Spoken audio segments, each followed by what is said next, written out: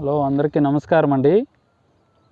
Muralikrishna agriculture support ఛానల్కి స్వాగతం అండి. నేను మీ మురళీకృష్ణ మాట్లాడుతున్నా.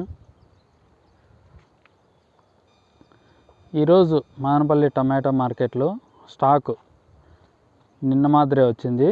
ఎక్కువ లేదు, తక్కువ లేదు. ప్రైజ్ అయితే నిన్నటికన్నా 50 రూపాయలు పెరిగింది. యావరేజ్ ప్రైజు నిన్నటికన్నా కూడా 50 రూపాయలు పెరిగింది.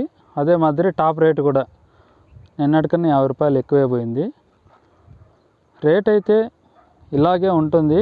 వారం 10 రోజులు మళ్ళీ రైజ్ అయ్యే అవకాశం ఉంది. ప్రతి రైతు కూడా గమనించి తోటలు బాగా చూసుకోవాల్సిందిగా కోరుచున్నాము. మరీ ముఖ్యంగా ఎక్కువ భాగం ముడత, త్రిప్సు, వైరస్ ఎక్కువ వస్తుంది.